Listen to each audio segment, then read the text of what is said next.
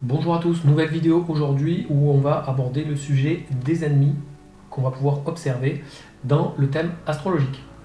Alors pour cela, on va regarder la maison 7 et la maison 12. Le maître de 7 va symboliser les ennemis déclarés, ceux que le natif connaît, dont il connaît l'identité, et le maître de 12 sera les ennemis cachés, ceux qui peuvent avoir des stratagèmes qu'on ne connaît pas, qui nuisent dans l'ombre, mais dont on découvre après les moyens qu'ils ont utilisés, une fois que le mal est fait. Donc ici, dans ce thème, en l'occurrence, c'est le même maître, c'est Mars, maître du Scorpion, maître du Bélier. On va ensuite observer son état, à la fois terrestre et céleste. Donc Mars est ici en maison 1, maison angulaire, et en Gémeaux, donc il est en terme.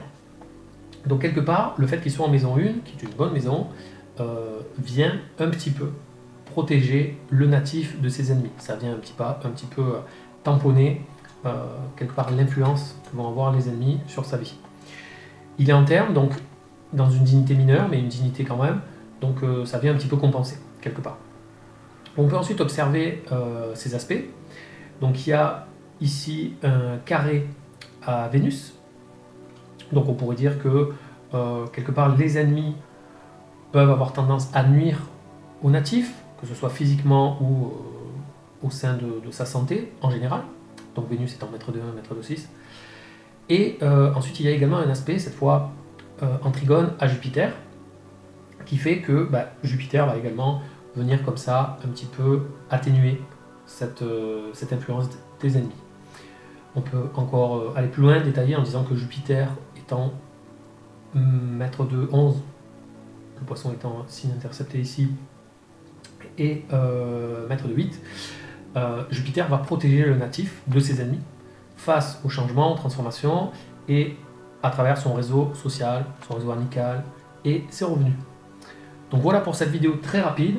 Je vous invite à essayer ça dans votre thème. Donc d'abord, on va regarder quel est le maître de 7, quel est le maître de 12.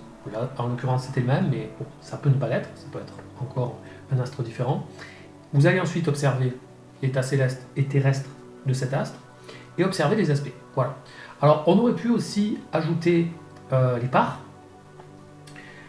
On a deux parts ici, des ennemis, à la fois ceux définis par Alexandre Volgin et les ennemis d'après la tradition. Donc on a à 9 poissons et à 18 taureaux, pour regarder dans le thème s'il y a quelque chose de particulier. Tout de suite on a 18 taureaux, pas très loin quand même de la cuspide de 1, donc ça peut interpréter de la manière suivante, c'est que le natif aura quand même, tout au long de sa vie, tout au long de son parcours, ça sera baigné comme ça au milieu de l'adversité. On peut dire ça comme ça, mais avec une certaine forme de protection.